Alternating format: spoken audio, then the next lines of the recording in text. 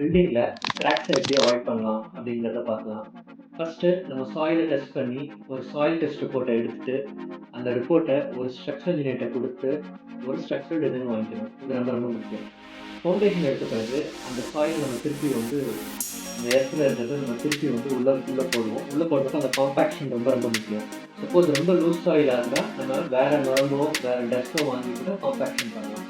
இதே காம்பேக்ஷன் வந்து நம்ம ஃபிலிம்ஸ் லெவல், அதாவது பில்டிங்கோட ஃப்ளோர் லெவல் வரைக்கும் நம்ம இந்த டஸ்டி இந்த கிராவல் க்ளீன் பண்ண வேண்டியது இருக்கும். அப்பையும் வந்து ரொம்ப லூஸான கிராவலாக இருந்தால் நம்ம வந்து அதை ரீப்ளேஸ் பண்ணி நல்லா காம்பேக்ஷன் பண்ணணும். அடுத்து வந்து வாட்டர் ப்ரூஃபிங் வந்து கரெக்டாக பண்ணணும்.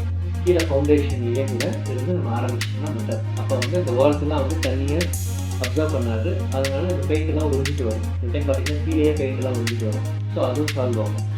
அதே மாதிரி குவாலிட்டியான பில்டிங் மெட்டீரியல்ஸ் யூஸ் பண்ணணும்.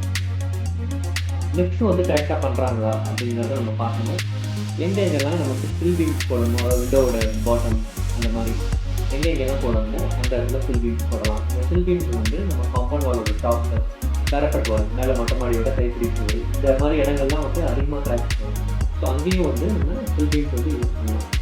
மெஷ்ஷையும் நம்ம யூஸ் பண்ணலாம். எலக்ட்ரிக்கல்லாம் பண்ணுறோம்னா அந்த இடத்துல பெரிய பெரிய காடிலாம் எடுக்கிறோம்னா அந்த இடத்துலையும் மெஷ் வந்து நம்ம யூஸ் பண்ணலாம். இந்த மெஷ்ஷை யூஸ் பண்ணுறதுனால நமக்கு எக்ஸ்பேன்ஷன் ஜாயின்ஸ் வராது. அதே மாதிரி எங்கெங்கே தேவையோ காலம், பீம், வாலோட காலம் சேர்கிற இடங்கள், ஸ்ட்ரக்சரலாக இருக்கிற கான்க்ரீட்டும் வால் சேர்கிற இடங்கள்லையும் இந்த மெஷ்ஷை வந்து நம்ம யூஸ் பண்ணலாம். அதே மாதிரி பார்த்தீங்கன்னா க்யூரிங் ரொம்ப முக்கியம். ஸோ பிரிக் ஒர்க்கு ஒரு குறிப்பிட்ட டைம் ஆஃப் க்யூரிங்கும், கான்க்ரீட்டுக்கு ஒரு குறிப்பிட்ட டைம் ஆஃப் க்யூரிங்கும் நம்ம பண்ணணும். வாட்டர் ப்ரூஃபிங் டாய்லெட்ஸ்க்கு பண்ணுறது, டெரேஸ்க்கு பண்ணுறது, பால்கனிக்கு பண்ணுறது எல்லாமே முக்கியம். பால்கனி வந்து நம்ம ஸ்ட்ரென்தன் பண்ணி பண்ணால் ரொம்ப நல்லது. டாய்லெட்ஸும் ஸ்ட்ரென்தன் பண்ணணும். ஸோ இது ஒன்று.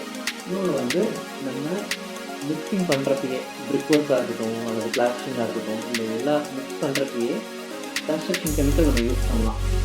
அதாவது அல்ட்ராடெக், ஏஷியன் பெயிண்ட்டு, இந்த மாதிரி கம்பெனி, ஸ்போர்ட்ஸ் ராக்கு, இந்த மாதிரி கம்பெனிஸ்லாம் பார்த்தீங்கன்னா ஒரு மூட்டைக்கு ஒரு சிமெண்ட் பேக் வந்து 200 ml சொல்யூஷன் மிக்ஸ் பண்ணலாம் அப்படிங்கிற மாதிரி ஒரு பேசிக் வாட்டர் ப்ரூஃபிங் இருக்குது. ஸோ இதை மிக்ஸ் பண்ணி பண்ணுறதுனால நமக்கு கிராக்ஸ் வந்து குறையிறதுக்கு நிறைய வாய்ப்பு இருக்குது. அதே மாதிரி பார்த்தீங்கன்னா சம்ப்பு, கான்க்ரீட்டில் சேர்க்கப்பட்ட சம்ப்பு, ஓவர் டேங்க்கு, செப்டிக் டேங்க்கு, அண்டர் கிரவுண்ட் பண்ணுற இடம், இதெல்லாம் ப்ராப்பரான வாட்டர் ப்ரூஃபிங் நம்ம பண்ணணும். ஸோ இதெல்லாம் நம்ம பண்ணிட்டு வந்தாலே நம்ம பில்டிங்கில் இருக்கிற கிராக்ஸை மேக்ஸிமம் நம்மளால் ரெடியூஸ் பண்ண முடியும்.